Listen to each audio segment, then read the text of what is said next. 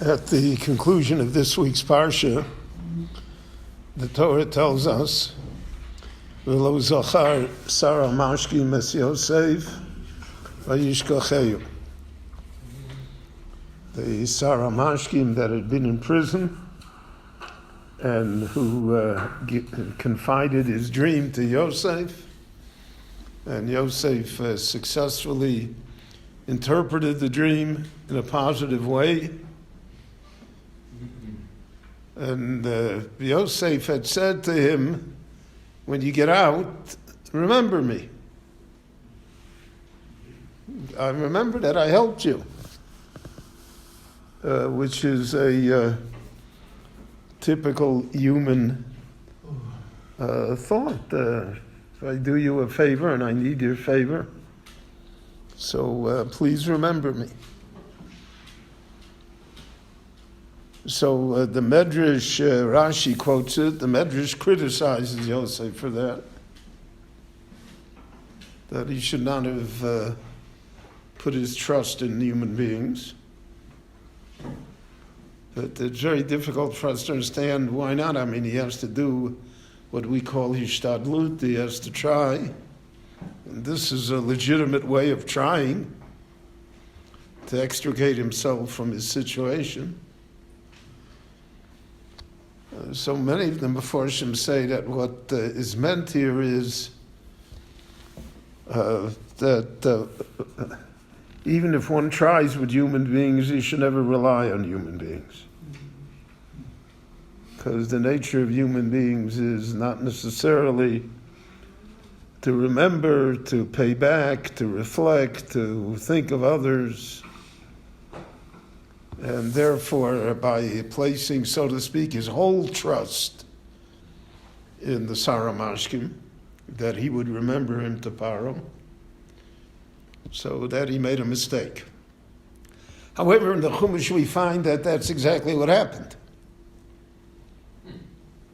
The Sarah Mashkim remembered Yosef.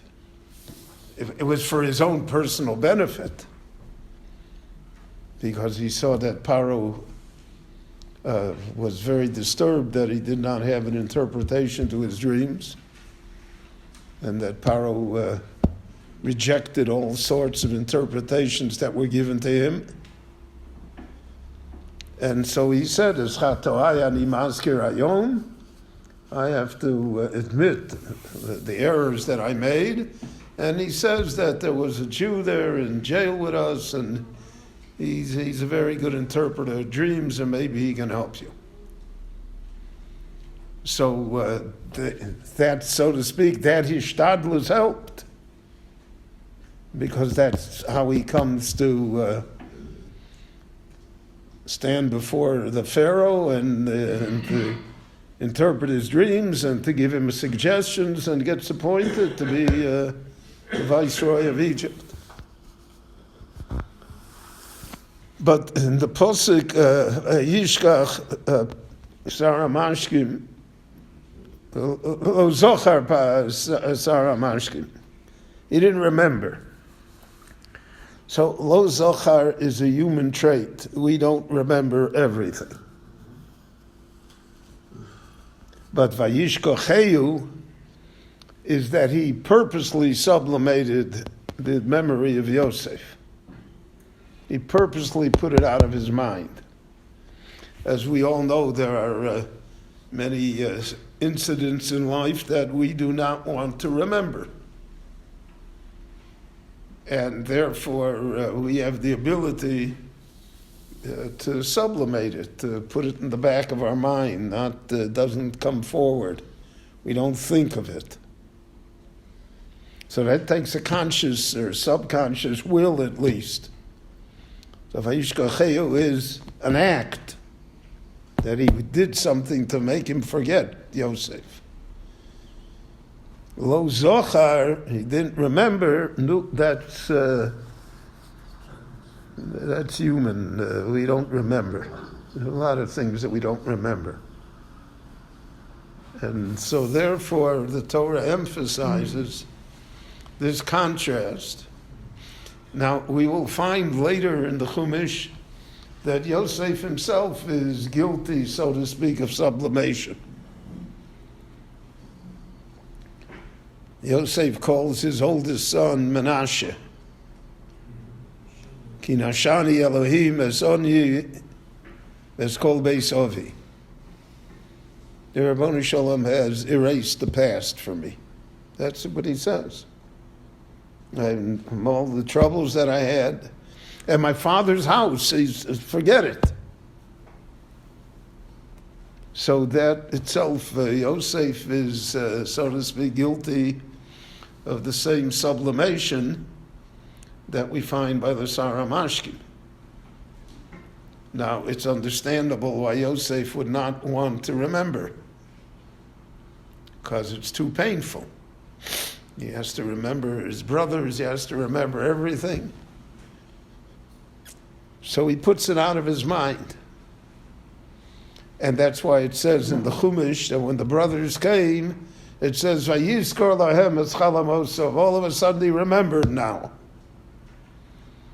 It'll be a period of time, 7 years of plenty, and he had nothing to do with the brothers. He forgot the whole story. Changed his name. He's not Yosef, he's Sofnos Paneach. Looks differently, speaks differently. And all of a sudden, there he has to remember again. And so the Torah emphasizes to us the tricks of memory, so to speak. And the Torah is very...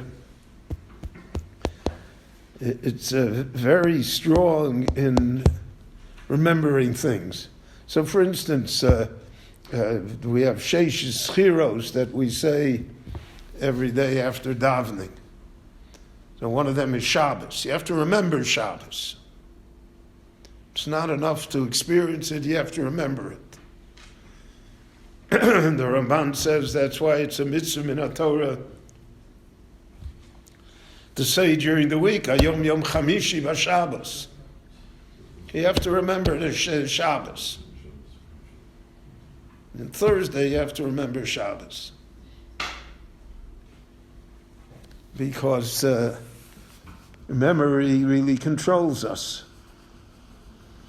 And to a certain extent, the great problem in the Jewish world today is amnesia. Is that no one remembers anything.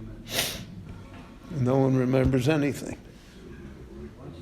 Part of that was because of the Shoah, but part of that is because we purposely put it out of our minds. Forget. Many times because we're even unaware of what the past was, or to whom we owe a debt of gratitude, or what will be. And that always was part of the Jewish idea. The chain of history that through the generations was always based on memory. And therefore the Torah said, Zachor Asher also Hashem LeMiriam, Zachor Yitzias Mitzrayim. Now, the method for remembering is always through halacha.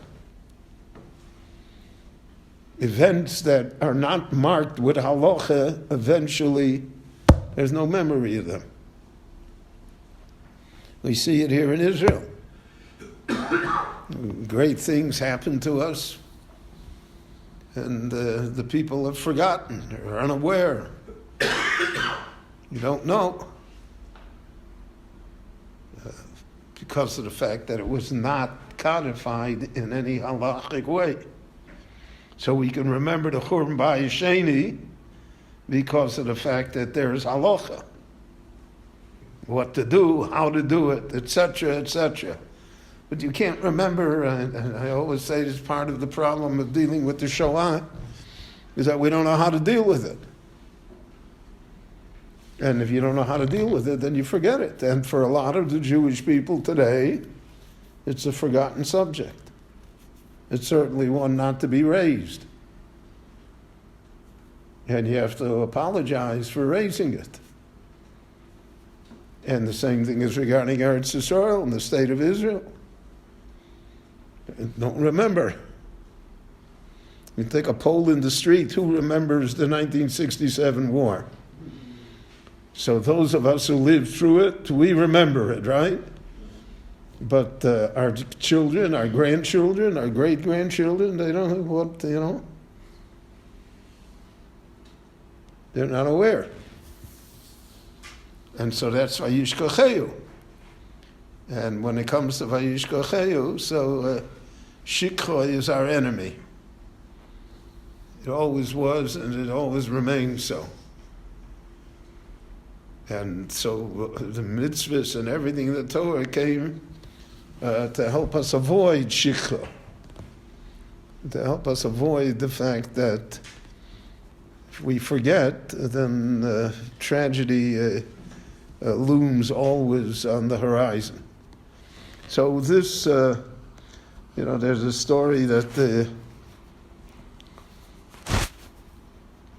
Chafetz Chaim, the end of his life, traveled to a town, and in that town there were great problems in the Jewish community.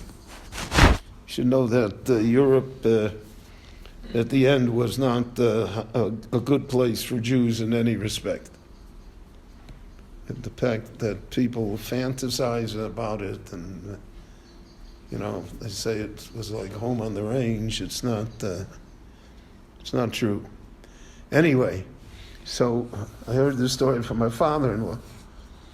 So the Chafetz Chaim got up and he said, listen, I'm an old man and I'm on the way out.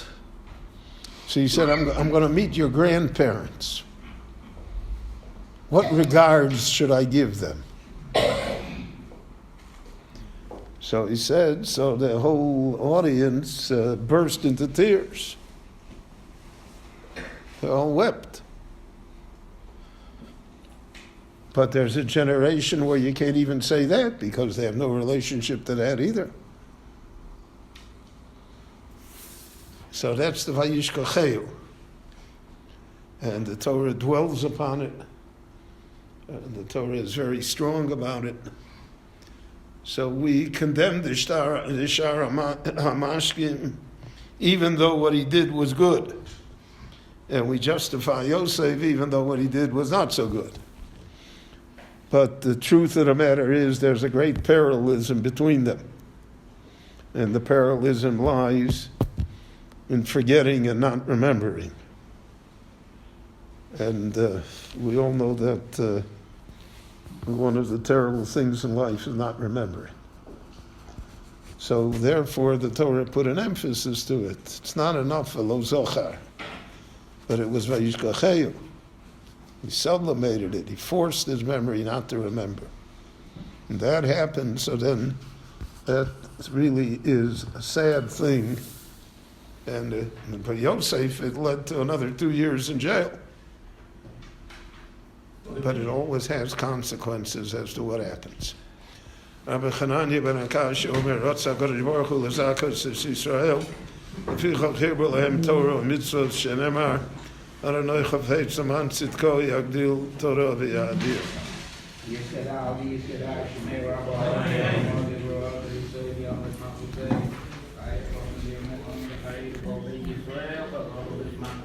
This doesn't let you forget. Sorry? This doesn't let you forget. No, it doesn't. But it's all on. It goes to it's up on YouTube.